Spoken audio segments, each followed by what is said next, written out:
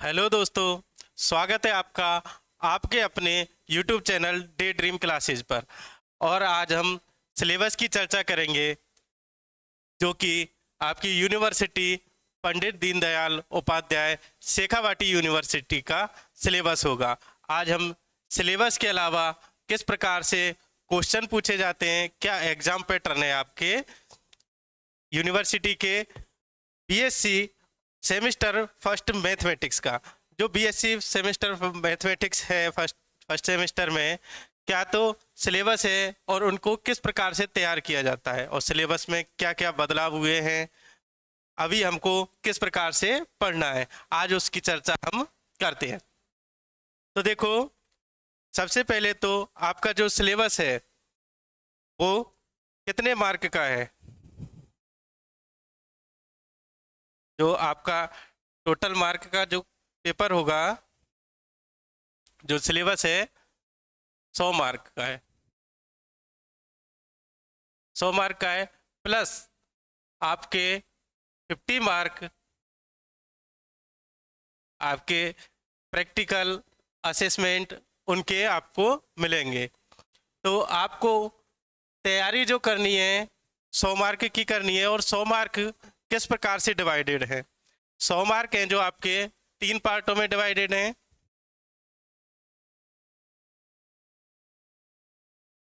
Part A, part B और part सी। तो देखो, ये 3 पार्टों में आपका सिलेबस डिवाइड होगा। तो तीनों पार्टों में क्वेश्चन किस किस प्रकार से आएंगे? इसमें आपके 10 क्वेश्चन आएंगे, इसमें आपके 8th क्वेश्चन आएंगे और इसमें आपके 4 क्वेश्चन आएंगे। तो देखो, आपको टोटल 100 अंक का पेपर करना है। तो 10 जो क्वेश्चन आएंगे, प्रत्येक क्वेश्चन 2 अंक का होगा और ये आपको सारे के सारे क्वेश्चन अटेम्प्ट करने हैं। तो कितने हो जाएंगे आपके? 20 मार्क हो जाएंगे। दूसरा जो पार्ट बी है, इसमें से क्या है, आपको आधे क्वेश्चन अटेम्प्ट करने हैं। कितने? 4 क्वेश्चन अटेम्प्ट करने हैं, कोई भी 4th अटेम्प्ट करने हैं और इन प्रत्येक का मार्क होगा 10 अंक का। तो आपके टोटल मार्क यहाँ पर हो जाते हैं 40 अंक। और ये पार्ट सी में आपके जो 4 क्वेश्चन है वो भी आपको कितने अटेम्प्ट करने हैं? 2 क्वेश्चन अटेम्प्ट करने हैं और प्रत्येक क्वेश्चन होगा 20 मार्क का। और ये भी आपके हो जाते हैं 40 अंक। ये आपके देखो टोटल 20, 40 और 40 आपके 100 अंक हो जाते हैं। 100 मार्क का आपका जो पेपर है वो अटेम्प्ट करना है। अभी देखो, पार्ट ए में 2 अंक का एक क्वेश्चन है, 2 मार्क का क्वेश्चन है। तो देखो, पार्ट ए में आपसे क्या पूछा जाएगा? पार्ट ए में आपको इस प्रकार क्वेश्चन पूछे जाएंगे जिनका बहुत छोटा आंसर होता है, या एक लाइन का या एक शब्द का, इतना पूछा जाएगा। तो आपके देखो, ये क्या है? ऑब्जेक्टिव है। तो ऑब्जेक्टिव क्वेश्चन आपको ध्यान रखना चाहिए कहाँ से बन सकते हैं। या तो आपसे कोई परिभाषा पूछेगा, या फिर आपसे कोई थ्योरम है, डायरेक्ट उसकी प्रॉपर्टी कोई पूछ लेगा। तो आपको देखो याद रखना है कि अगर हमें 20 अंक लेकर आने हैं, ये वाले मतलब 10 क्वेश्चन आपको ये सब सही करने हैं। ये सारे क्वेश्चन 10 आएंगे, सारे क्वेश्चन अटेम्प्ट करने हैं। अगर सभी सही करने हैं तो आपको विशेष ध्यान रखना पड़ेगा कि आपकी डेफिनेशन कौन कौन सी है और डेफिनेशन की परिभाषा है। डेफिनेशन में जो प्रॉपर्टी दे रखी है वो प्रॉपर्टी आपसे डायरेक्ट पूछ ली जाएंगी। तो अभी दूसरा पार्ट बी है। तो पार्ट बी में क्या पूछ सकता है? बहुत छोटे क्वेश्चन पूछ सकता है। बहुत छोटे क्वेश्चन होंगे तो जिसका आंसर छोटा ही होगा। मतलब एक तरीके से कह लो, ये अति लघुत्तात्मक है, ये लघुत्तात्मक है और ये निबंधात्मक क्वेश्चन है। तो इस वाले क्वेश्चन में आपको थ्योरम्स का प्रूफ पूछा जा सकता है, थ्योरम्स, या फिर बड़े क्वेश्चन पूछे जा सकते हैं, या फिर क्वेश्चन दे दिया उसमें ही क्या है, 2 क्वेश्चन दे दिए, पहला और दूसरा दोनों करने, 2 छोटे छोटे क्वेश्चन को मिला के एक बड़ा क्वेश्चन कर दिया गया होगा। इस प्रकार से आपको क्वेश्चन दे रखे होंगे। तो देखो, अब हम आपके सिलेबस की बात करते हैं।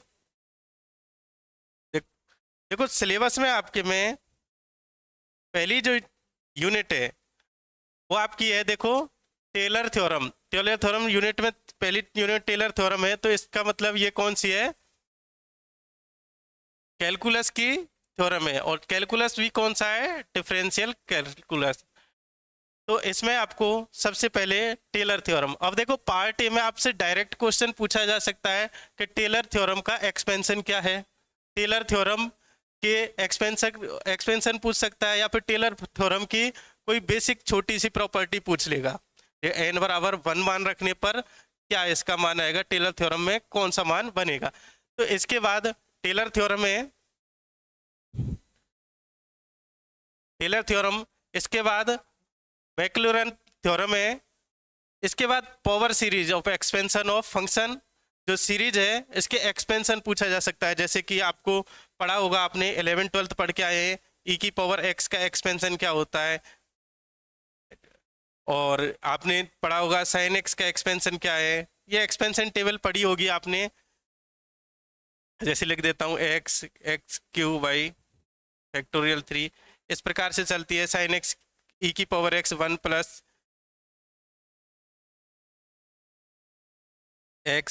एक्स स्क्वायर वाई फैक्टोरियल 2, इस प्रकार से जो आपकी क्या है एक एक्सपेंशन चलते हैं, ये डायरेक्ट पूछे जा सकते हैं। देखो पावर सीरीज का जो एक्सपेंशन है, साइन एक्स का एक्सपेंशन क्या है, कॉस एक्स का एक्सपेंडेशन क्या है, ई की power x log 1 plus x log x plus 1 plus x की पावर एन का एक्सपेंशन क्या है, ये आपसे पूछे जा सकते हैं। और ये एक एक नंबर, सॉरी, जो क्वेश्चन है 2-2 नंबर वाले जो क्वेश्चन दे रखे हैं आपके अति लघुत्तात्मक में, डायरेक्ट ही पूछे जा सकते हैं।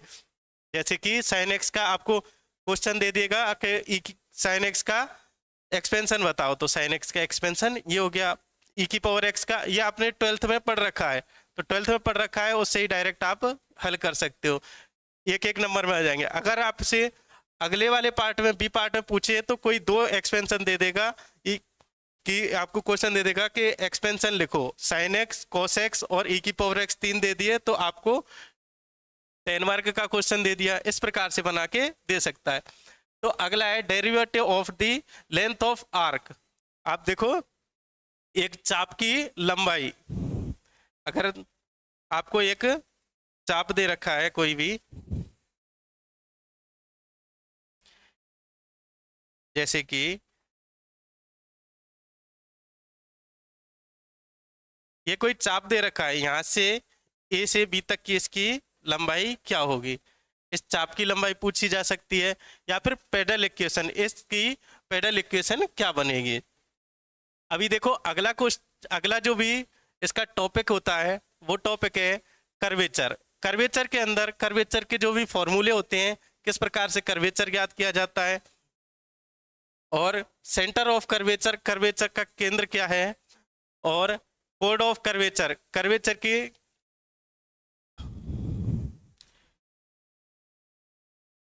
कर्वेचर की जीवा क्या है, कर्वेचर की जीवा। इसके बाद अगला जो भी टॉपिक आ जाता है, कर्वेचर के बाद पार्शियल डिफरेंशिएशन आ जाता है। आपका क्या आ जाता है, पार्शियल डिफरेंशिएशन। आपने जो डिफरेंशिएशन पढ़ा था 12th क्लास में, उसका ही पार्ट समझ लो, उससे जो पार्शियल होता है वो सेम उसी की तरह है, तो पार्शियल डिफरेंशिएशन।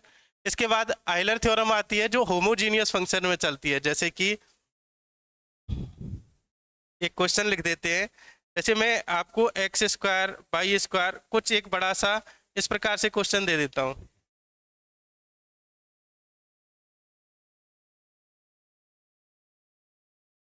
जैसे कि एक्स की पावर एन वाई की power n minus 1 plus x की पावर एन माइनस 1 वाई की पावर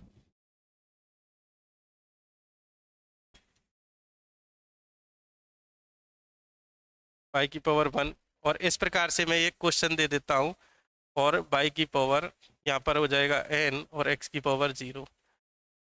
अब इस प्रकार दे रखा है क्वेश्चन, आपको मान एफ ऑफ एक्स वाई का जो भी मान दे रखा है इस प्रकार से दे रखा है, और आपको क्वेश्चन में पूछ लिया कि n del over del x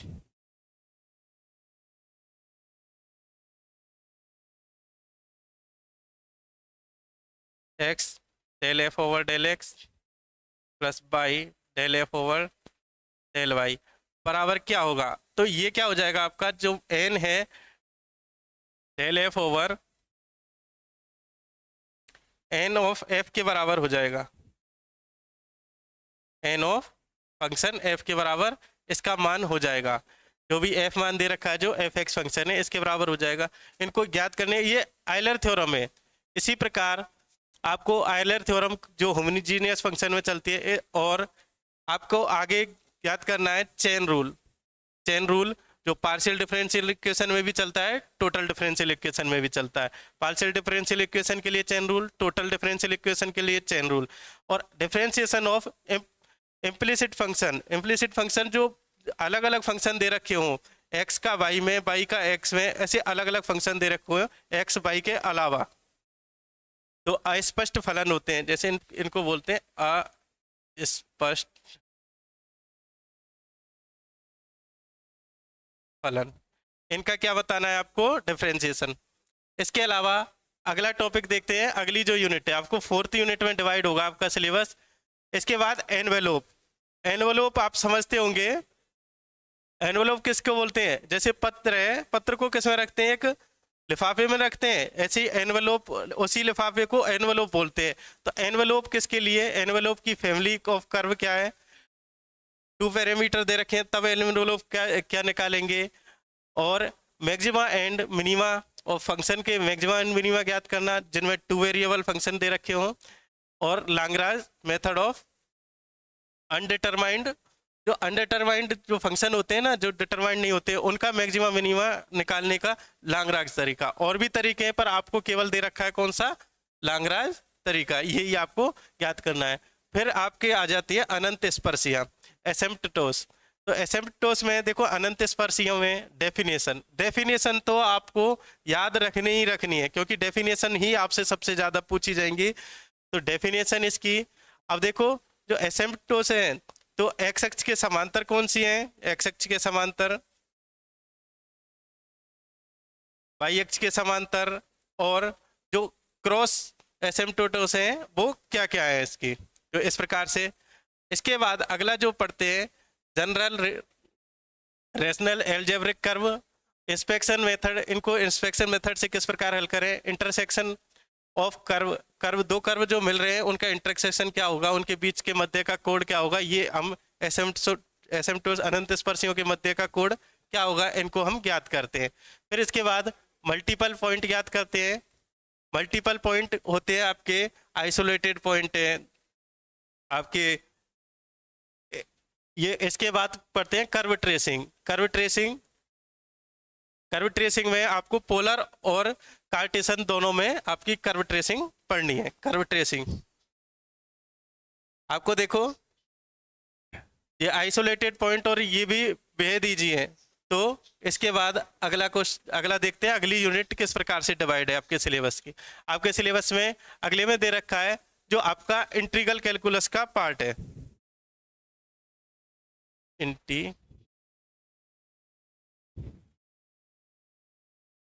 जो अगली जो यूनिट है वो आपकी इंटीग्रल कैलकुलस की यूनिट है। इंटीग्रल कैलकुलस में देखो आपको सबसे पहले पढ़ना है आपको beta and gamma function. Beta and gamma function, इसमें से हर बार 2 या 3 क्वेश्चन सीधे सीधे आते हैं जो क्या है डायरेक्ट ही इनका मान क्या है। बीटा और गामा फंक्शन में n बराबर 1 रखने पर क्या मान आएगा, n बराबर 2 रखने पर, ये डायरेक्ट। इसके बाद रिडक्शन फार्मूला, जैसे साइन की पावर n x है उसको रिड्यूस करके समाकलन किस प्रकार करते हैं वो रिडक्शन फार्मूले आएंगे। तो देखो इसमें रिडक्शन फार्मूले में भी क्या है स्टैंडर्ड फार्मूले आएंगे, जैसे साइन एक्स कॉस एक्स इनके ही, और टेन एक्स के आ सकते हैं और बाकी नहीं आएंगे आपको। इसके बाद डबल इंटीग्रल, आपने देखो 12th क्लास में पढ़ के आए हो आप सिंगल इंटीग्रल इस प्रकार से। अब हम यहाँ पर क्या पढ़ना है डबल इंटीग्रल, और डबल इंटीग्रल की लिमिट चेंज करना, लिमिट को चेंज करना, जैसे यहाँ ए से बी, बी से सी दे रखी है तो ये इसको आपस में इंटरचेंज करना वो भी हम सीखेंगे। उसको लिमिट को चेंज करना किससे, कार्टेशियन से पोलर में। देखो लिमिट चेंज करना है किसमें, कार्टेशियन से पोलर में। ये तो डबल इंटीग्रल और change of order of integration, integration का ऑर्डर भी चेंज करना चाहिए। फिर ट्रिपल प्रोडक्ट देखेंगे, जो ट्रिपल इंटीग्रल है वो देखेंगे। ट्रिपल इंटीग्रल में ही आप वॉल्यूम कर पढ़ते हो, एरिया पढ़ते हो, और साथ में डिरिचलेट इंटीग्रल पढ़ते हो। ये सारी चीज़ें आपसे पूछी जाएंगी। आपको डिरिचलेट से डायरेक्ट डेफिनेशन पूछी जा सकती है, डिरिचलेट की डायरेक्ट जो प्रॉपर्टी है वही आपसे पूछी जा सकती है। देखो surface area of solid revolution, देखो सॉलिड का सरफेस एरिया और इसका वॉल्यूम दोनों पूछे जा सकते हैं। तो देखो अगली जो यूनिट आती है ऑप्टिमाइजेशन थ्योरी की, अगली जो यूनिट आती है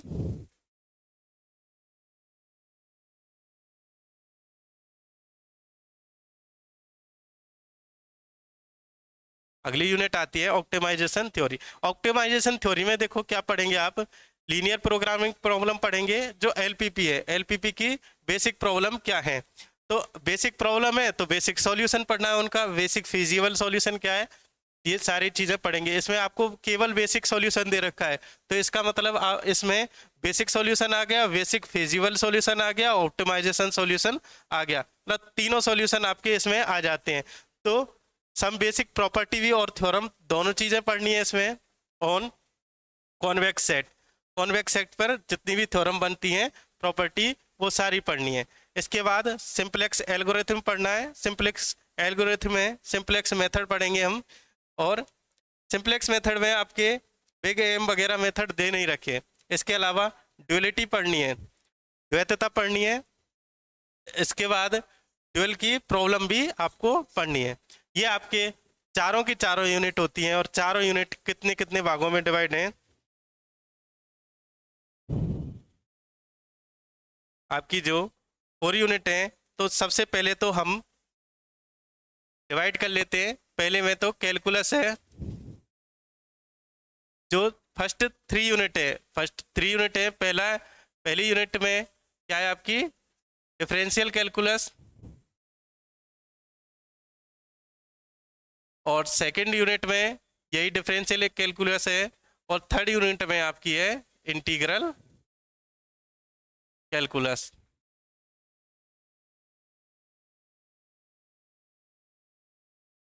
और इसके बाद जो दूसरी यूनिट है, उस दूसरी जो बुक है आपकी, उसमें क्या है, ऑप्टिमाइजेशन थ्योरी।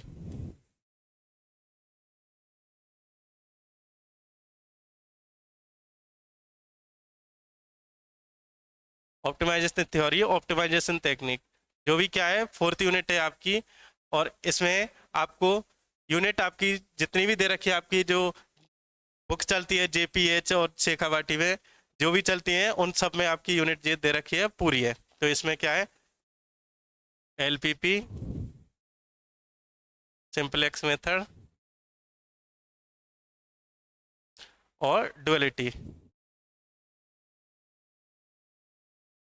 तो ये आपको आपके पढ़नी है।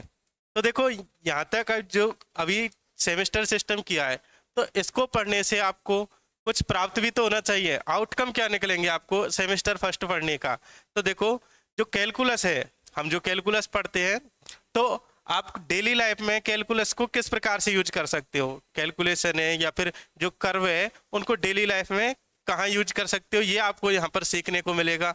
जो बेसिक प्रॉब्लम होती हैं, जो लीनियर प्रोग्राम होती है कि आपको कम समय में ज़्यादा मुनाफा चाहिए, इस प्रकार की कोई प्रॉब्लम है, वो भी आपको सीखने को मिलेंगी। तो इसका मतलब ही है कि आपको डेली लाइफ से जोड़ना, आपको क्या करना है, डेली लाइफ से जोड़ना है। तो आप इसमें से देखो, आपको ऑप्टिमाइजेशन टेक्निक है, उसमें से कुछ जो ट्रांसपोर्टेशन प्रॉब्लम है, असाइनमेंट प्रॉब्लम है, वो आपके सिलेबस में नहीं है, वो सारी चीज़ें आपको हटा दी गई हैं। तो यहाँ तक आपको पढ़ लेना है। अभी देखो हमारे जो ऐप दे रखा है, यूमैक्स ऐप को आप डाउनलोड कर लें। तो आपकी देखो जितनी भी जो क्लासेज होंगी आपको यूट्यूब चैनल पर मिल जाएंगी। तो हमारा यूट्यूब चैनल आप ज्वाइन कर लें, डे ड्रीम क्लासेज। और आपको देखो अगर आपको मिले नहीं तो यूट्यूब पर देखो ये लोगो आ जाएगा, तो आपको टाइप करना है यूट्यूब पर @डे ड्रीम